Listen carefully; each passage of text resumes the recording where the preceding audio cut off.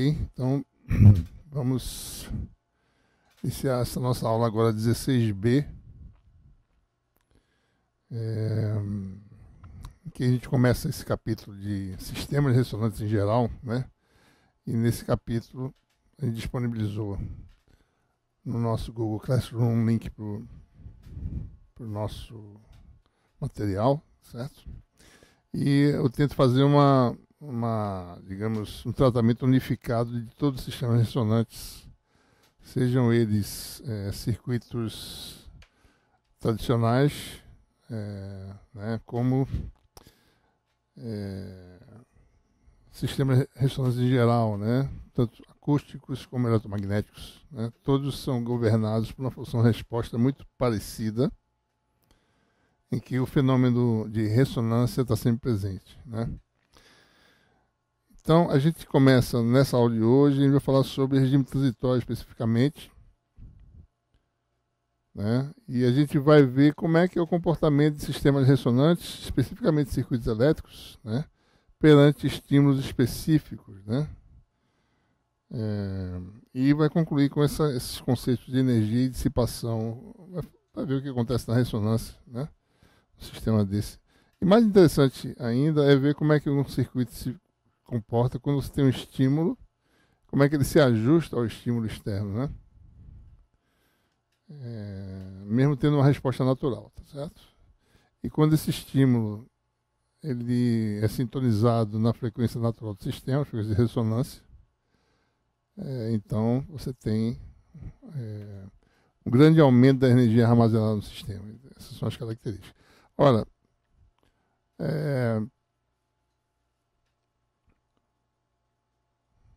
então, quando você faz um sistema de ressonância, geralmente você está querendo transferir o máximo, né, de energia para uma carga, tá certo? Que está acoplada ao sistema, né? Então, nesses sistemas, você tem máxima transferência de energia quando a frequência se aproxima da frequência de ressonância natural do sistema, né? Alguns exemplos, né, que nós conhecemos no nosso cotidiano, né? Os instrumentos musicais, né, acústicos. Por exemplo, o violão tem uma caixa de ressonância, né, que aumenta a energia sonora para um grupo de frequências que são aquelas frequências emitidas quando você toca o instrumento, né? Em sistemas eletromagnéticos você tem sistemas de ressonância em receptores de rádio e TV, fontes de micro-ondas, tá certo? Em lasers, etc., né? Em baixas frequências, tradicionalmente, nós temos circuitos com resistores, indutores e capacitores, né? Circuitos RLC, sério ou paralelo, certo? Geralmente. Né? Quando as frequências aumentam, você com trechos de linha de transmissão, você também faz sistema ressonante. E além disso, você tem as cavidades eletromagnéticas, metálicas. E se você vai para frequências óticas, você tem os sistemas de espelhos, né? Como aqueles usados em lasers, né? Laser, na realidade, você tem um par de espelhos em que o campo a energia luminosa fica refletindo entre os espelhos, aqui você tem um meio de ganho e uma fração pequena sai emitida. E aqui dentro você tem uma grande energia, tá certo? Amplificada devido a esse efeito ressonante, tá certo? Então, em geral, esses sistemas todos têm a mesma resposta e têm as mesmas características, tá certo? E é claro, né, a gente está falando em regime de pequenas perdas, né, pois caso o sistema tenha altíssimas perdas, a característica dele se perde, tá certo? Então você não tem essa característica quando você tem pequenas perdas em relação à energia armazenada, digamos assim. Então a gente vai iniciar a nossa discussão usando os circuitos tradicionais que nós conhecemos, RLC como exemplos. Nós vamos fazer uma discussão que eu acho importante, que é ver como é que se dá o regime transitório, né? Geralmente, sistemas ressonantes são analisados no regime permanente. Mas é interessante ver o que acontece nesse regime transitório, pelo menos resolver um problema em regime transitório e ver como é que se dá, né, a resposta do sistema, tá certo? Uma aplicação de uma forma de onda específica, né? Isso porque essa análise é muito útil na elucidação dos fenômenos envolvidos, né?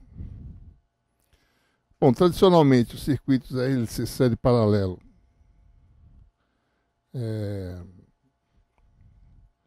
você tem aí tensão aplicada, né? Uma corrente aplicada também, tá certo? Tem que saber quem é que é a função estímulo aí nesse caso, a gente vai ver já já. E você tem um arranjo paralelo de 3 elementos, né?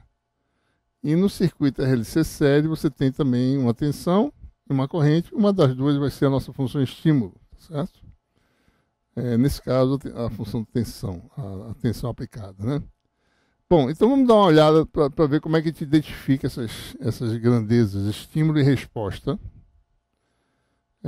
No circuito RLC paralelo, né, a gente tem a corrente, vai ser a soma da corrente no resistor, mais a corrente no indutor, mais a corrente no capacitor, e a equação basicamente é essa aqui, né?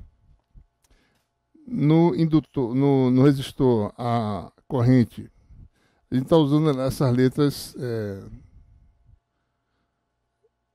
arredondadas, né? IV, tá certo? No capacitor a tensão é CdVdt e no indutor a corrente vai ser IL, né? Só lembrando que VL, né, é igual a L DIL dt, ou seja, a derivada no tempo da corrente no indutor é VL sobre L, né? Ou seja, eu não tenho, a gente não tem a corrente, a gente tem a derivada da corrente, né? Então você tem aí,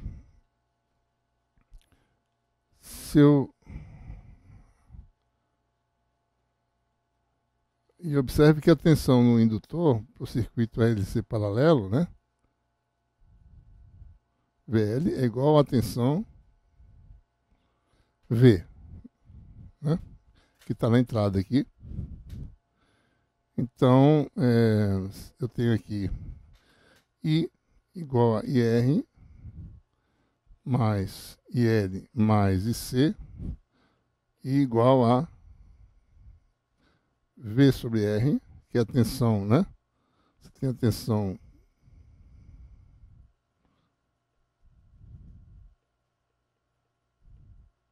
V, né? Então aqui a corrente aqui é IR é V sobre R, né?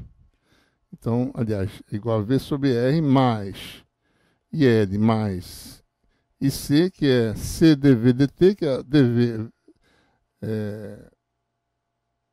é a tensão de entrada, né? E para eu usar inteiramente a função V, eu faço uma derivada aqui, tá certo? DI dt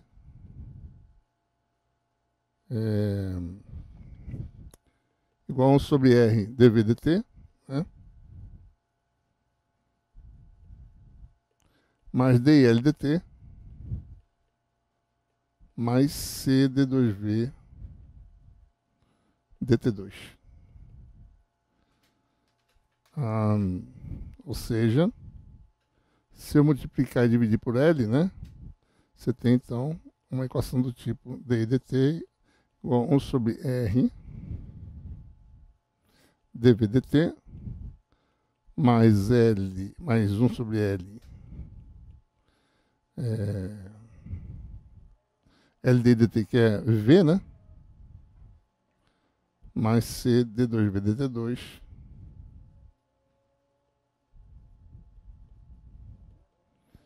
e aí eu posso agora dividir por C e obtenho a equação diferencial de segunda ordem d2V dt2 mais 1 sobre RC dV dt mais 1 sobre LC vezes V igual a 1 sobre C. Opa, deixa eu botar mais para cá. 1 sobre C dI dt. Essa é a equação que a gente obtém, né? Equação de segunda ordem. Não é isso? Ou seja, a gente obtém a equação da forma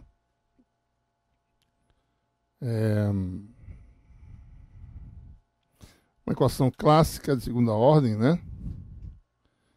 Da forma d2v dt2 mais um fator gama, γ1, que tem dimensão de inverso de tempo, né? Ou seja, dimensão de frequência, né?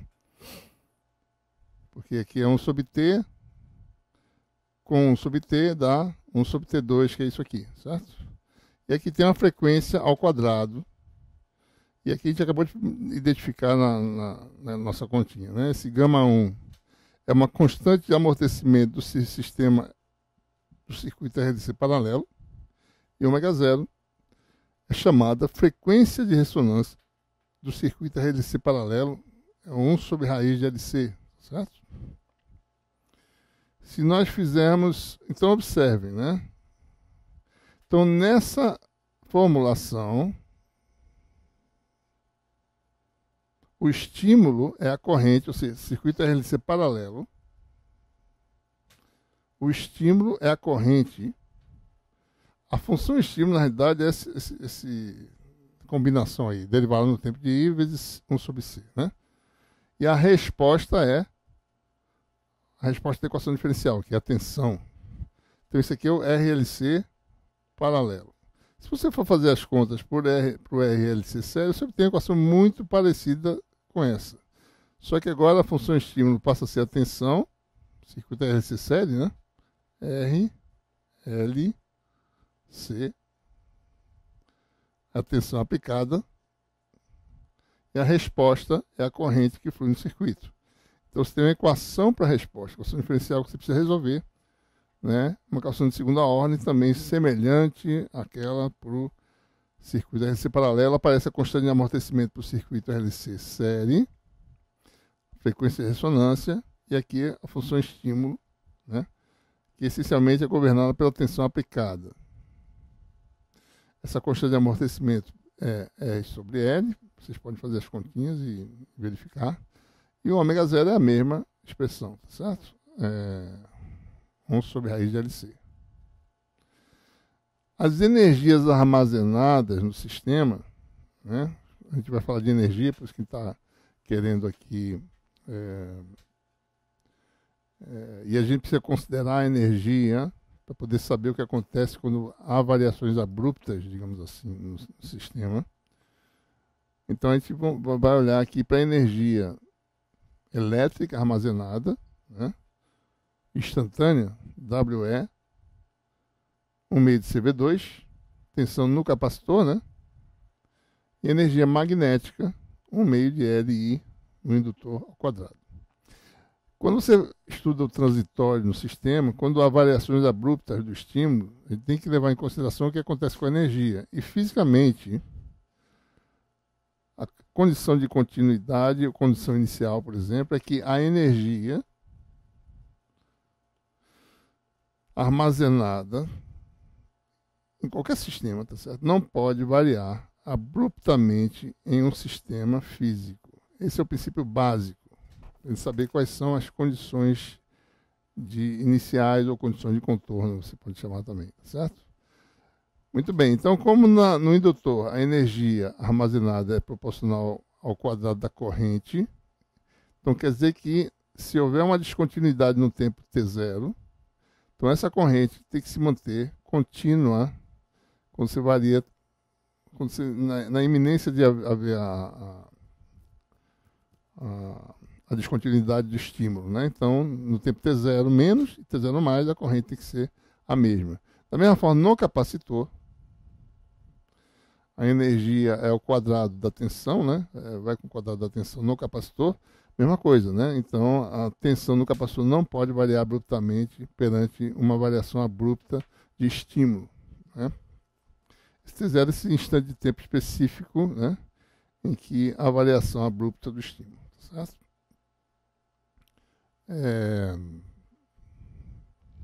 Por exemplo, né? Vamos fazer aqui algumas considerações. Considere, por exemplo, o sistema RLC paralelo, né? Deixa eu fazer um desenhozinho aqui. Deixa eu observar, tá certo? R, L, C. No RLC paralelo, a gente acabou de ver aqui, certo? A resposta é a corrente, né? Aliás, é a tensão, certo? A resposta do sistema RLC paralelo é a tensão, tá bem aqui, ó. E o estímulo é a corrente, né? Então, vamos olhar o sistema RLC paralelo e supõe que haja uma variação abrupta do estímulo, que é a corrente, né, aplicada, certo? Então, digamos que seja em T igual a zero, T0 igual a zero. Então, a corrente vem de um valor e, subitamente, ela muda para outro, certo? Ou seja, antes, no tempo igual a zero menos, a corrente era um valor zero e passou a ser zero mais ΔI, né? Então, o que acontece com as variações de parâmetros no sistema, tá certo? A resposta é a tensão, né? Ora, a tensão, que é a mesma nos três elementos, não pode variar abruptamente porque ela tem que ser presa pela tensão do capacitor, certo? Então, se ela não pode variar abruptamente, a corrente no resistor, se ela variar, a tensão varia. Então, ela não pode variar abruptamente, ou seja, a tensão fica presa. Então, a corrente no resistor em 0 mais permanece a mesma, certo?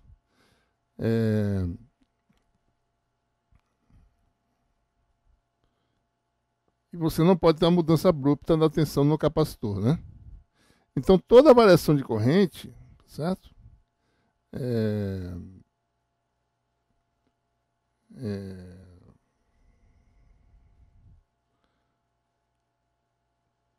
E também, né, não pode haver variação abrupta de corrente aqui no indutor, tá certo? Senão, a energia varia abruptamente. Então, o que acontece? A variação de corrente ΔI tem que se dar inteiramente através do capacitor, né? Ou seja, para altas frequências, no capacitor é o quê? Um curto-circuito, tá certo? Então, toda corrente, quando você varia abruptamente, você vai através do capacitor. Essa é a máxima, né? Que todo capacitor é um curto-circuito para altíssimas frequências, né? I igual a J ômega CV, tá certo? V sobre I é 1 sobre J ômega C. Frequência muito alta, tensão igual a zero, né? Resistência igual a zero, digamos assim, impedância igual a zero. Então, essa é a condição de continuidade. IC de 0 mais igual a IC de 0 menos mais ΔI. Então, com isso, né, a gente pode escrever uma equação para a variação de tensão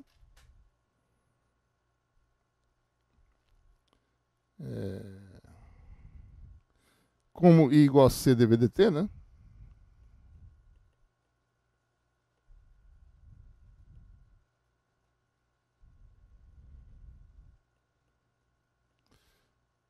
Então, IC de 0 mais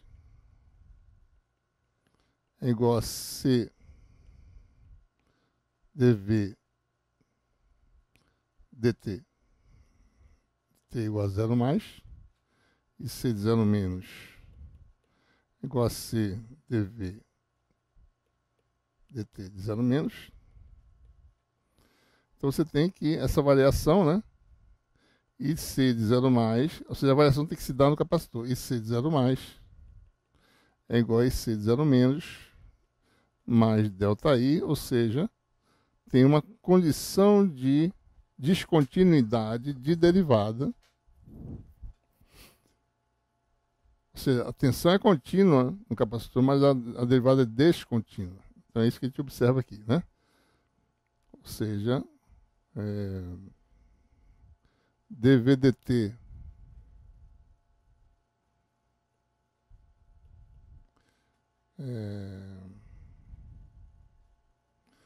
posso escrever assim, né? Igual a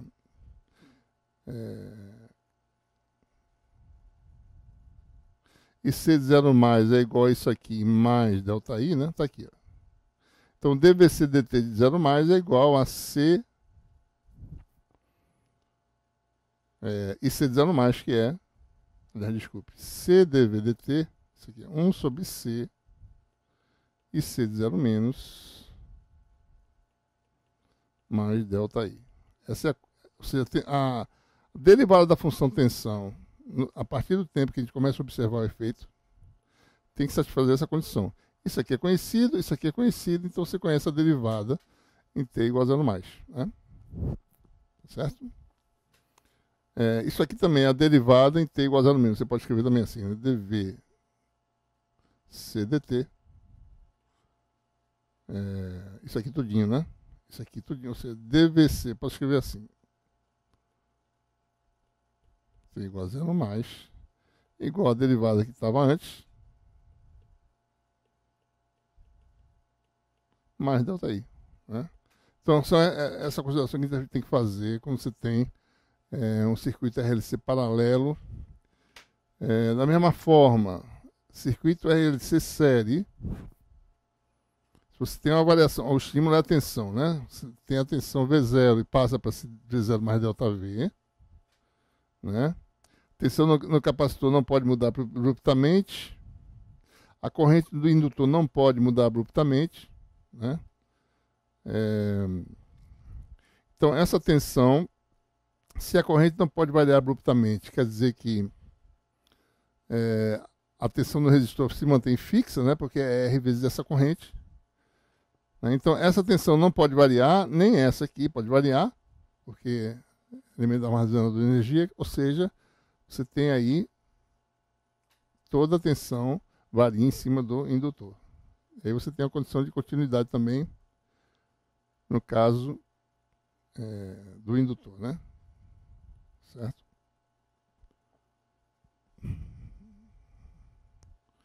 Ou seja, a tensão do indutor, a variação abrupta se dá em cima do indutor. Essa é a condição de continuidade, e com isso a gente pode escrever uma equação, porque VL igual a L dt. Então, vamos ver aqui. VL de t igual a 0 mais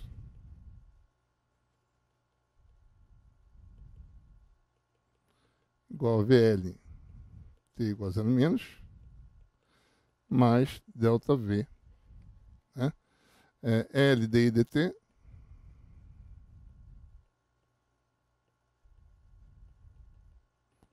igual a L di dt, ou a corrente que estava antes, né? Ou o VL que estava antes, mas a gente pode fazer assim também, mais delta V. Essa é a condição, né, de contorno, ou a condição inicial para derivada da tensão da derivada da corrente no indutor, tá certo? Pode ser também escrito dessa outra forma alternativa, que é a mesma coisa, né? Certo? Ou seja, essa é a variação de corrente no circuito. Bom, para unificar o tratamento, certo? A gente não vai ficar usando isso o tempo todo, mas só para mostrar que as coisas são parecidas, né? A gente já viu que as equações diferenciais são as mesmas, mas só para a gente observar melhor, né? Vamos observar melhor essa questão, quem é a função estímulo, quem é a função resposta, tá certo? Vamos olhar assim a carga no capacitor, né? E o fluxo no indutor. Se você vai para o circuito RLC paralelo, né? A resposta, né, é a tensão, né? E a tensão é essa equação aqui que nós temos, né? D2V dt2 mais gama 1 dv dt mais ômega 0 ao quadrado V igual a 1 sobre C di dt, né?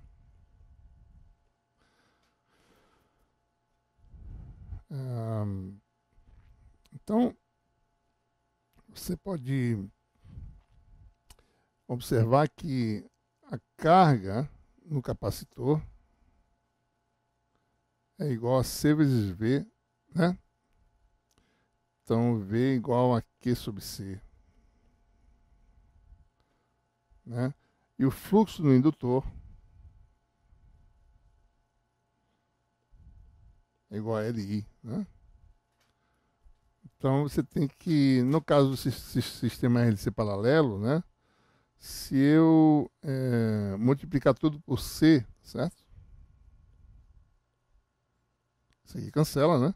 Você vai ter CV, né? Em todos os casos, você vai ter D2Q dt2 mais gama 1 dq dt mais ômega 0 ao quadrado Q igual a DI dt. Não aparece nenhum parâmetro de capacitor, tá certo? Então observe como é a equação, né?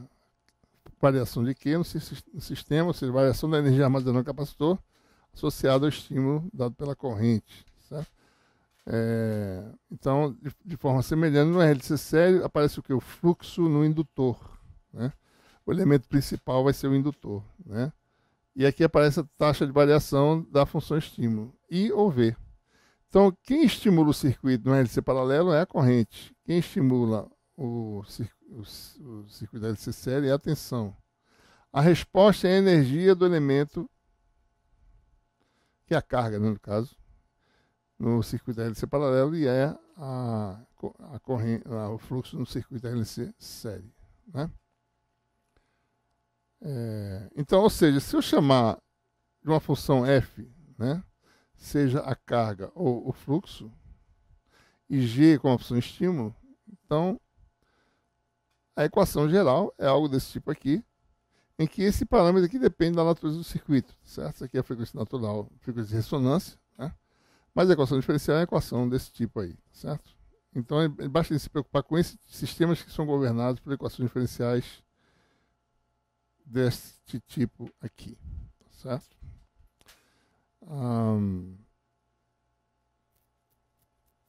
Condição de continuidade, se a gente fizer as transformações, certo?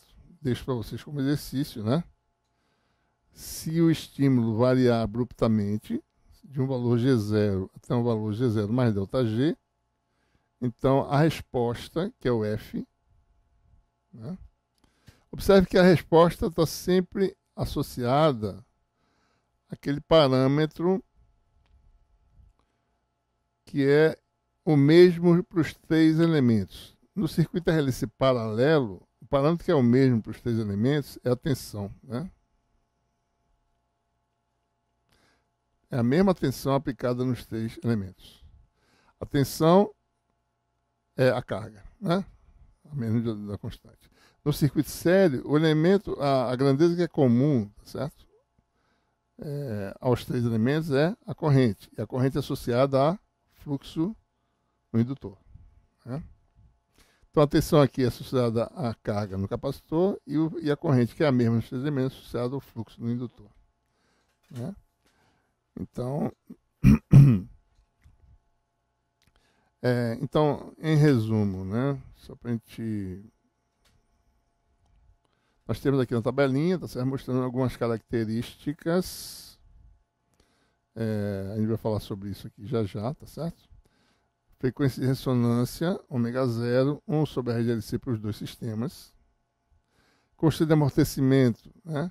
Tem mesma dimensão, inverso de tempo, que nem a frequência de ressonância. 1 sobre RC no circuito RLC paralelo, R sobre L no circuito RLC série.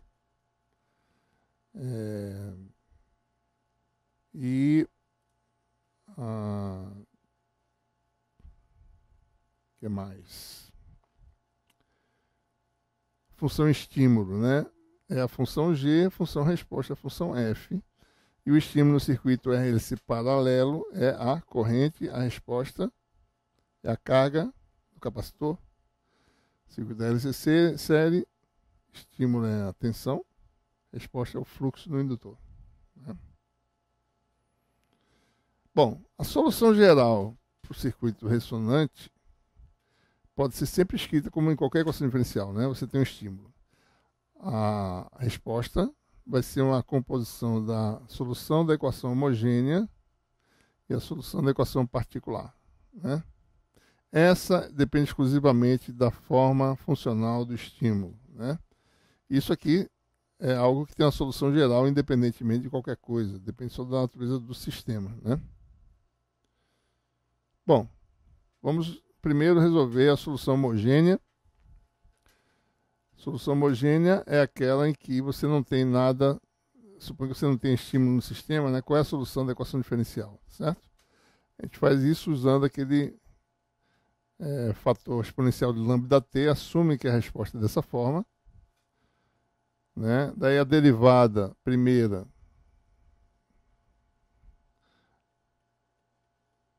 ddt da lambda, né? E d2 dt2 da lambda 2. Com isso a gente obtém aí um polinômio característico, né? Porque todos os fatores são proporcionais exponencial lambda t, você vai ter segunda derivada, lambda gama é a primeira derivada vezes o gama, e lambda e a função vezes ômega 0 ao quadrado igual a zero. Isso aqui dá um polinômio característico, né? Ou seja, lambda 2 mais gama lambda mais ômega 0 ao quadrado igual a zero. E aí a gente vai assumir a hipótese em que gama é muito menor que ômega 0. Nesse tipo de situação, quem está interessado, sistemas ressonantes de alta fidelidade, a gente pode falar também de alto fator de qualidade, algo que a gente vai conceituar nesse capítulo, tá certo? Então, a gente pode escrever a solução, vamos só dar uma olhadinha aqui, tá certo? Para ver como é que se chega a isso, né? Você tem aí lambda 2 mais gama lambda mais ômega 0 ao quadrado igual a zero, tem duas raízes, né? As raízes são lambda igual a menos gama, mais ou menos gama 2 menos 4 ômega 0 ao quadrado elevado ao meio sobre 2, né? As duas soluções, certo? A gente aqui está chamando de lambda mais menos, né? Vou deixar aqui por enquanto assim. A gente está interessado nas situações em que esse número aqui, existem situações em que, dependendo do sinal dessa raiz, você tem uma solução oscilatória, né? Ou amortecida, tá certo? Então você tem, vamos admitir essa situação em que eu quero soluções oscilatórias, né? Para que isso aconteça é necessário que isso aqui seja um número menor que zero, ou seja, gama 2 menor que 4 ômega 0 ao quadrado. Essas quantidades são positivas, né? Ou seja, ômega 0 maior do que gama sobre 2. Então, quando ômega 0 é maior do que gama sobre 2, na verdade a gente quer ômega 0 muito maior do que gama, tá certo? Mas já aqui nessa situação, a gente tem que esse número, né, se torna negativo. Então, eu posso escrever lambda como sendo menos gama, mais ou menos um j, né? Daí aparece aqui ômega 0 ao quadrado. Vou colocar esse 2 para dentro aqui, tá certo? Deixa eu fazer assim. Gama sobre 2, mais ou menos, aqui vai ficar raiz quadrada. Vou fazer assim. Quando 2 entra aqui, vai ficar ômega 0 ao quadrado, menos gama sobre 2. Deixa eu fazer aqui. Gama sobre 2 ao quadrado elevado ao meio. E aqui tem um j, né? Número imaginário. Ora, isso aqui é uma frequência, a gente vai ver já já, né? Lambda mais menos igual a menos gama sobre 2, mais ou menos j, uma frequência ômega, em que ômega, por definição, é esse número aqui, tá certo? Tá assim. Ômega 0 ao quadrado, menos gama sobre 2 ao quadrado. E observe que se ômega 0 for muito maior do que gama sobre 2, o gama, tá certo? Então, ômega é aproximadamente a frequência de ressonância do sistema, né?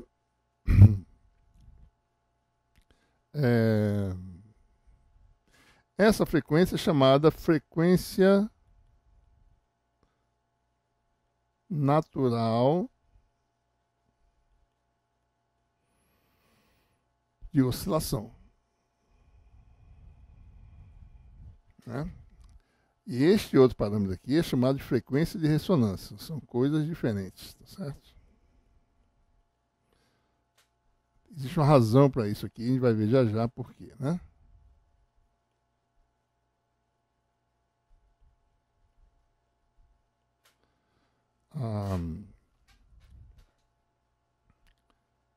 Então, com isso, a resposta é do tipo exponencial de menos gama sobre 2, mais ou menos j ômega, vezes t, né? Combinação dessas funções, ou seja, exponencial de menos gama sobre 2, t, exponencial de j ômega t, é uma solução de um tipo, e a outra é menos gama sobre 2t, exponencial de menos j ômega t.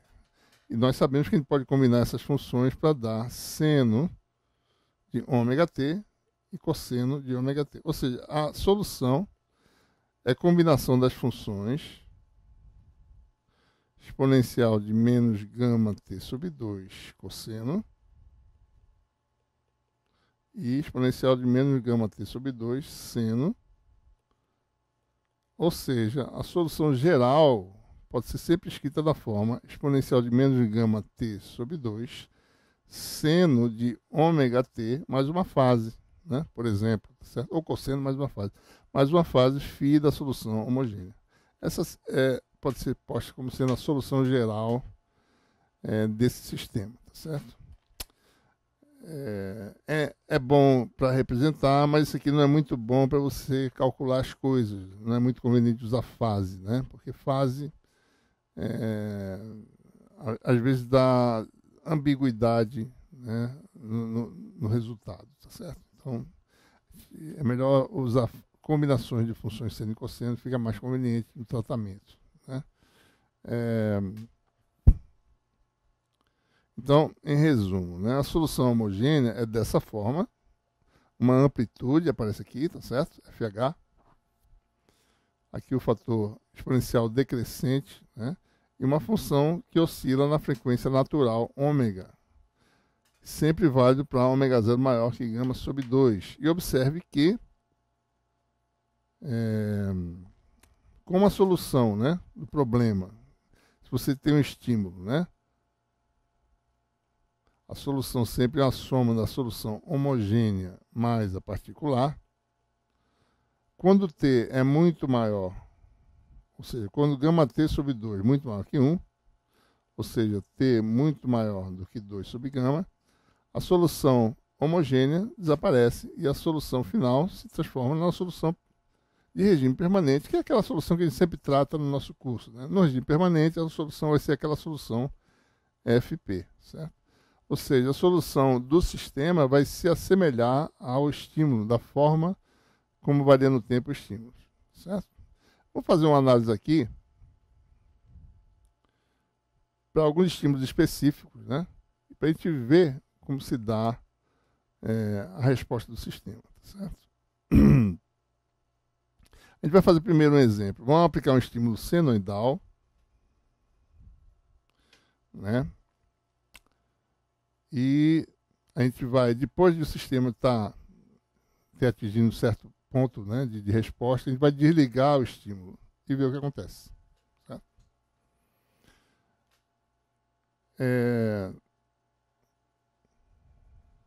Então, suponha que você aplica um estímulo senoidal, né? Ou seja, subitamente não tinha nada, de repente o sistema adquire esse comportamento. Essa aqui é a função U de T, função degrau, né? Então, não tem nada antes e subitamente você aplica um estímulo senoidal no sistema, certo? Isso aqui é a função degrau, né? A gente já conhece. Nós sabemos que para ter muito grande, a sua resposta vai ser a solução particular. E, ora, se a função estímulo é seno de ômega t, não tem outra solução para a solução particular em que ela tem que se adaptar à mesma forma de onda do estímulo, porque senão você não casa as duas funções, né, na equação diferencial. De um lado tem seno, do outro lado tem alguma coisa que não varia com a frequência ômega do estímulo. Não tem como casar essas duas soluções, né? Então, a resposta é da forma seno de ômega t, onde ômega é a frequência aplicada, e uma fase φp, né? Então, a solução do problema vai ser solução homogênea, mais a particular, que é dessa forma aqui, certo? Como eu falei, não é conveniente trabalhar com fases, né? É melhor trabalhar realmente com expansões, né, dessas funções seno e cosseno. Essas funções seno, que são expansões, né? A homogênea, FHU, seno de ômega natural T, FHV, cosseno de ômega natural T. É a mesma coisa que isso aqui, certo? E a particular, a mesma coisa, a gente expande em duas componentes. A componente U é a componente em fase, porque o estímulo é seno, né? E a componente V é a componente em quadratura, certo? Que tá a 90 graus, né? Chama em quadratura. Fora de fase com a função estímulo, certo? Então nós temos aí, para resolver esse problema, 4 incógnitas, né, para determinar a resposta completa do sistema. FHU, FHV, FPU, FPV, certo? No regime permanente, nós temos, se você jogar na equação diferencial, a gente tem duas equações, certo? Envolvendo apenas os coeficientes de regime permanente. Por que duas equações? Porque quando você joga na equação diferencial e calcula as derivadas, que a gente não vai perder muito tempo fazendo isso, sugiro que vocês façam, né? Vocês se convencerem que dá esse resultado. No regime permanente só aparecem os coeficientes. Esses coeficientes aqui não aparecem, né? Porque a função homogênea desapareceu com a exponencial. E você igualando os coeficientes de seno e cosseno, né, combinando aqui, ó, aparece esse fator, tá certo? Vezes FPU e ômega gama vezes FPU, né?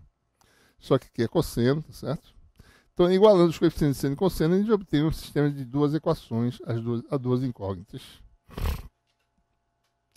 E dá essa relação matricial. As incógnitas são os coeficientes FPU e FPV. Aqui está a amplitude da função estímulo, né? Então você tem esse resultado aí. Basta inverter essa matriz, né? Você obtém esse resultado aí, certo? Isso aqui é proporcional determinante, né? Que aparece um fator daquele fator famoso que tem em qualquer sistema ressonante, né? Ômega 2 menos ômega 0 ao quadrado, e um termo aqui, ômega gama quadrado, que a gente depois faz aproximações e pode chegar na função lorentziana que a gente já falou anteriormente, tá certo? Só para vocês observarem que coisas parecidas estão acontecendo aqui, né? Certo?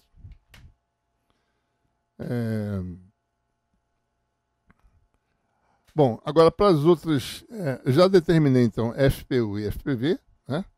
Agora precisamos ir para a condição inicial, né? A gente vai ter mais duas equações. Uma delas é que a resposta é contínua, certo? Né? A resposta é contínua por quê? Porque ela está associada à energia de um elemento. A resposta, na realidade, é uma medida da energia num elemento armazenador de energia. Então, ela não pode variar abruptamente. Então, tem essa condição aqui. A segunda é aquela condição devido à imposição, né?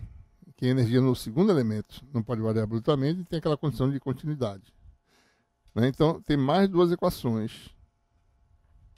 Essa equação vai envolver FHU, FHV, que ainda não foram determinados, e FPU, FPV, que já foram determinados. Né? Ou seja, com essas duas equações adicionais, vai expressar FHU, FHV em função disso que já foi determinado. Né? Então, a gente resolvendo, a gente obtém um resultado também em forma matricial. Né? Aparecendo aqui, aqui já foi expresso o FPU, o FPB em função do estímulo. Né? Se vocês forem ver, isso aqui nada, na realidade, com isso, né, é o FPU, FPV, certo? Ou seja, expressamos FHU, FHV em função disso que foi expresso em termos da função estímulo, certo? Esse é o resultado, né? Só para dizer que a gente tem a solução matemática do problema e a gente vai simular isso aí e mostrar o que acontece, certo? Bom, após o desligamento, né, vamos assumir que o sistema já tem uma resposta. Ele não atingiu o regime permanente. Tem a resposta que tem as duas componentes. Né?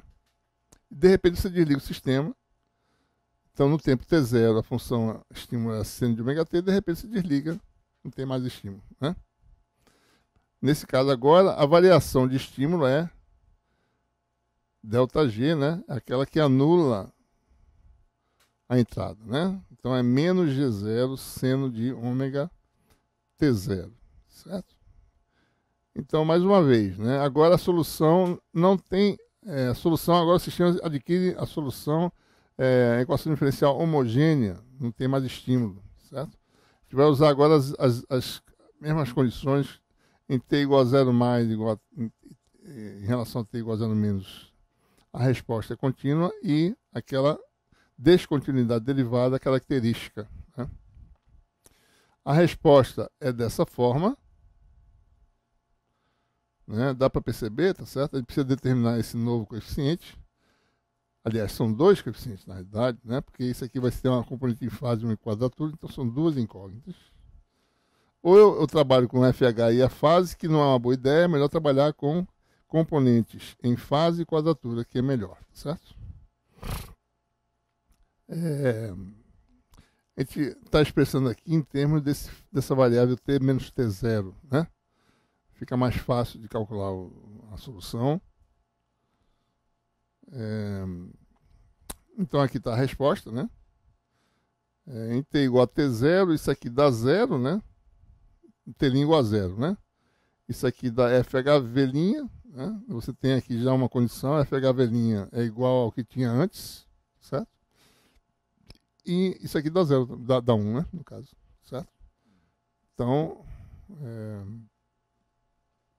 o resultado, né, para esses coeficientes, né, em termos dessa matriz de dois elementos, componente em fase e em quadratura, né, é algo bem complicado, certo?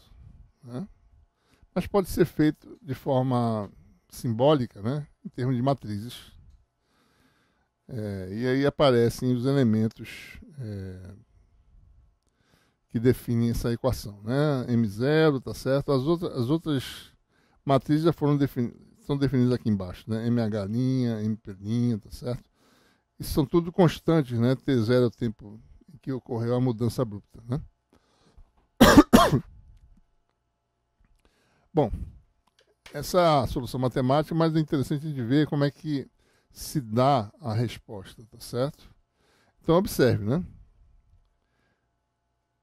Você tem um sistema ressonante, você aplica uma frequência ômega. Né? O que é importante vocês perceberem é que o sistema não adquire uma frequência única imediatamente. Ele tem uma combinação de coisas que é exponencial de menos gama t sobre 2, né?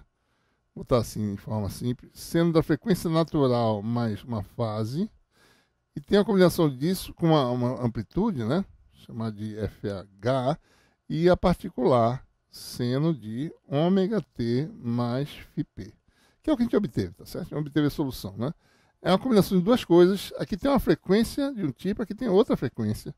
As coisas podem ser bem complexas se essas frequências forem bem diferentes, tá certo?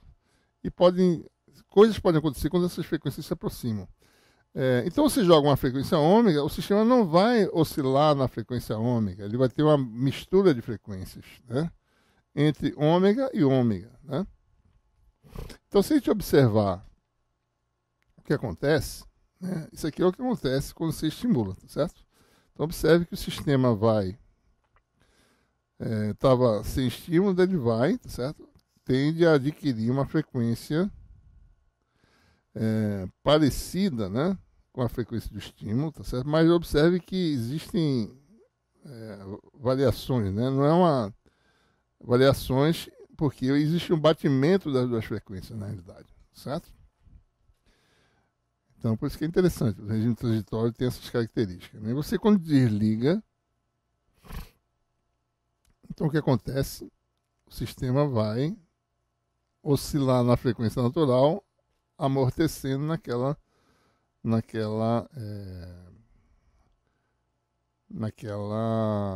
aquela constante de amortecimento. Observe o detalhe aqui exatamente no momento do desligamento, certo? Aqui tem uma descontinuidade derivada, que você tem uma derivada no momento do desligamento e no novo regime, certo?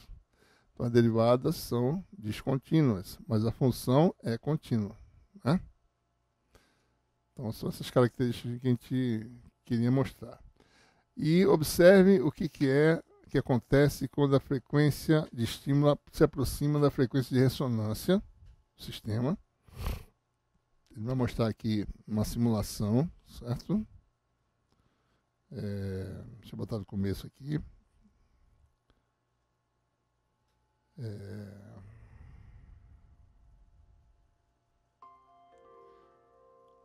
Bom, a frequência está aumentando e ela vai se aproximar da frequência de ressonância. Isso aqui é a resposta do sistema, certo? Tem batimento, a gente pode observar, né? Estamos nos aproximando, chegou na frequência de ressonância, aqui é desligado, né? A partir do tem um momento que é desligado o sistema, e depois batimento novamente, certo? Então é assim que acontece, tá certo? A resposta de um sistema ressonante no regime transitório, né? Muito bem.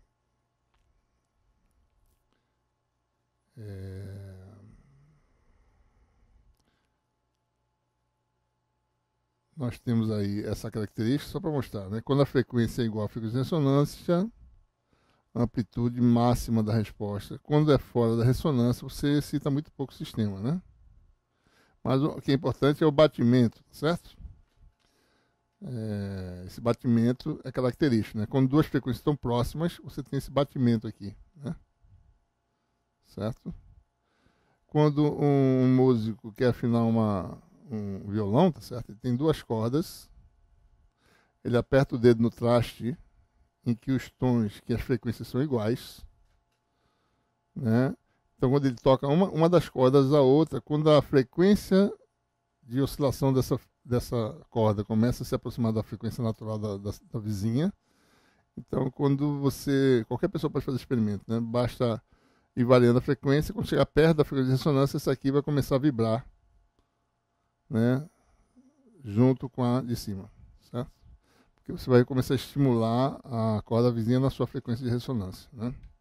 Então essa é uma forma de você... Outra coisa, se você tocar as duas cordas juntas, quando as frequências são ligeiramente diferentes, você vai perceber o batimento, né? Uma alta frequência com uma envoltória de baixa frequência. Você ouve esse efeito no instrumento musical, no violão, por exemplo, né?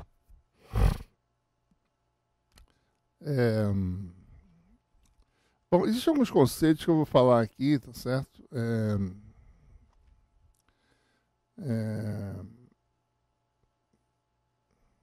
Só para a gente ver que existe um modelamento unificado de todos esses sistemas ressonantes, né? Só para a gente... Isso não é muito importante. A gente pode calcular, são definições, tá certo? eu gostaria só de unificar um pouco, né? No circuito RLC paralelo, a energia é um meio de CV2, que é 2 sobre 2C. Se multiplicar C pela energia elétrica armazenada, você vai ter Q2 sobre 2, que dá F2 sobre 2. No série, L energia armazenada, F2 sobre 2, que dá a mesma coisa, F2 sobre 2. Né?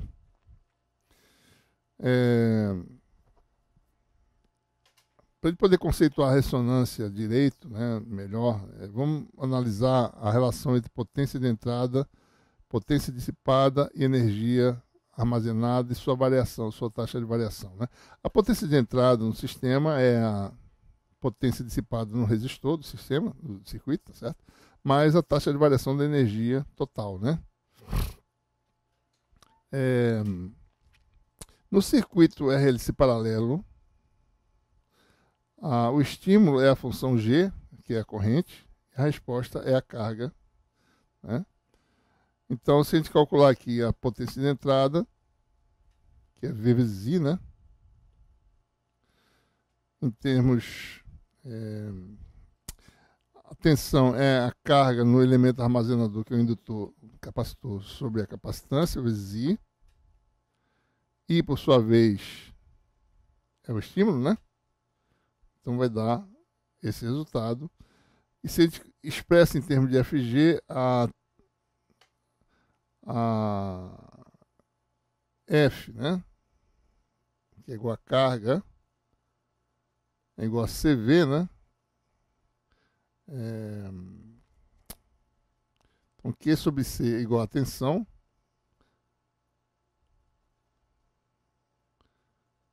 Ou seja, a tensão é igual a F sobre C, né?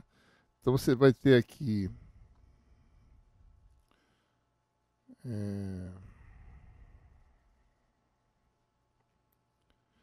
isso aqui, F sobre C é a tensão, G é a corrente, então isso aqui é a potência, né? VI. Isso aqui vai ser a potência dissipada, F2 sobre RC2, e a taxa de variação de energia. Então você tem que CdWdt, se você multiplicar por C, né? Multiplicar todo mundo por C. Isso aqui cancela, sai um C daqui, né? 1 sobre RC, por sua vez, é gama, né? Então você fica com CdWdt igual a Fg menos gama F. Certo? Mesma coisa para o outro sistema, né? Para o circuito LC série, ele tem uma relação parecida. LdWdt é Fg menos gama F. Gama agora, no caso, é R sobre L, certo?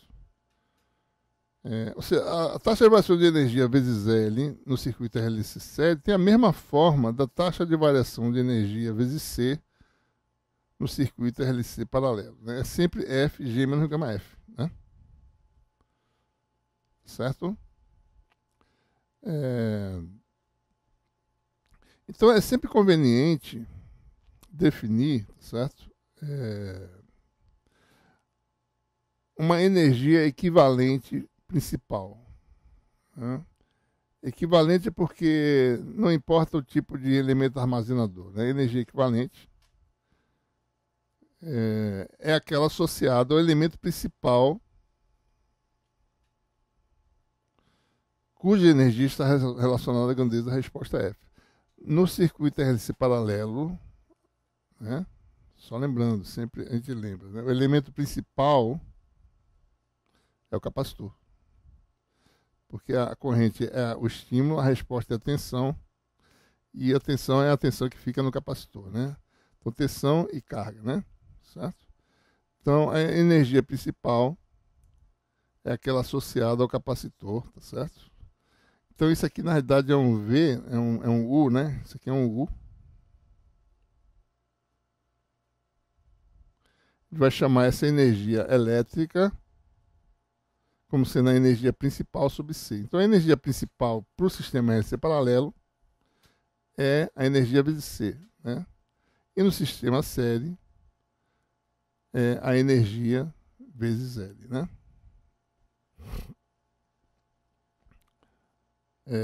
Então, com essas definições, multiplicando as energias por C ou por L, você tem energias equivalentes, certo?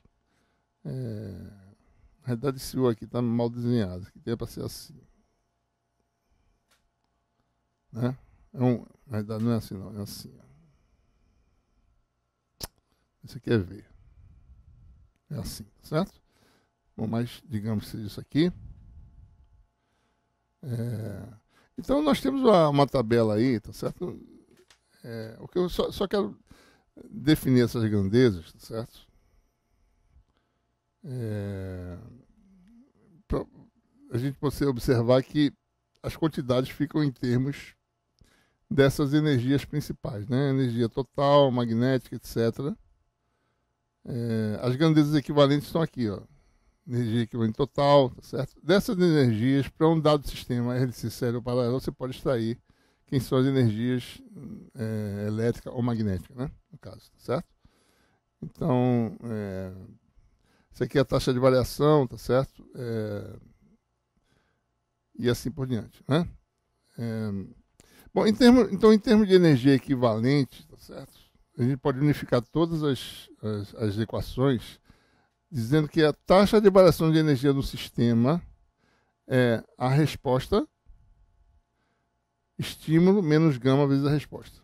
Foi isso que a gente obteve. A gente só escreveu todo mundo em termos dessa única quantidade. Né? A gente tinha feito isso antes aqui, certo? A gente fez, no caso, RLC paralelo, depois, no caso, RLC série. Daí, com essas definições, a gente unifica os conceitos, né? E faz tudo em termos da energia equivalente, né? Taxa de variação dessa energia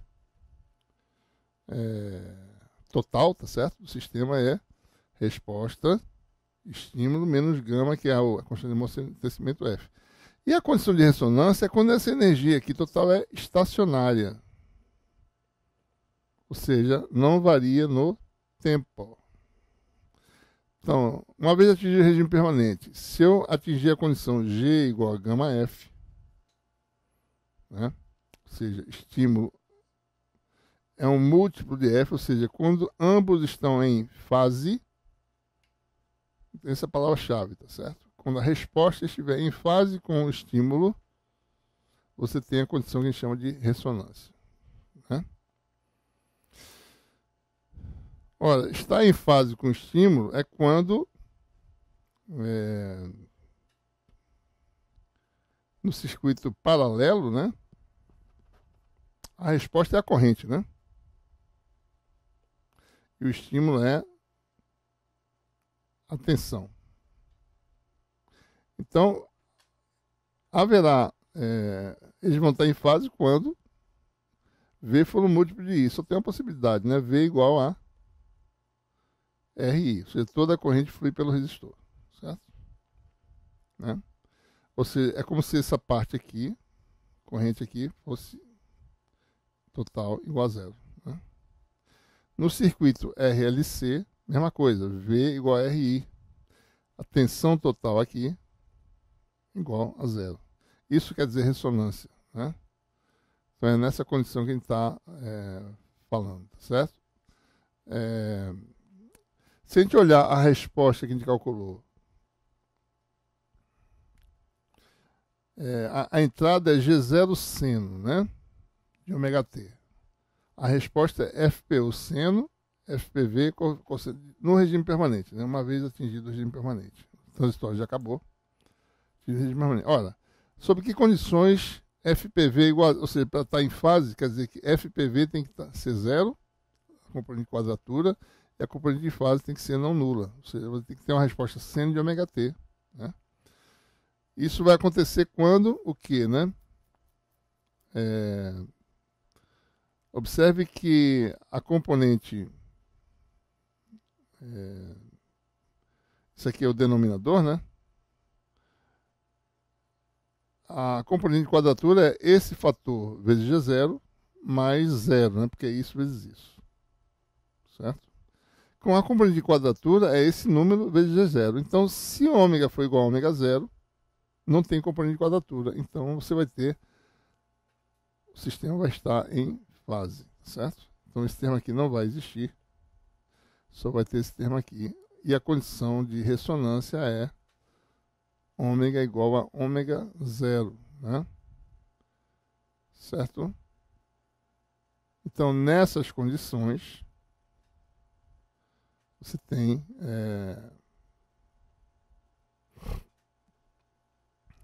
só a gente calculando aqui, né?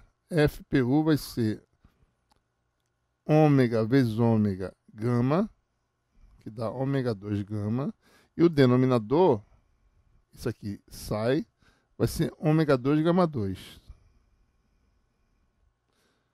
Então, FPU vai ser igual a 1 sobre gama G0. Né? Que está aqui, ó. FPU igual a 1 sobre gama G0. Ou seja, G igual a gama F, como a gente tinha demonstrado antes, certo? Então, quando você tem essa condição, quando você tem um sistema alimentado por uma fonte harmônica, né, você vai estar na ressonância quando a energia armazenada permanece estacionária, ou seja, não há oscilação de energia armazenada no sistema.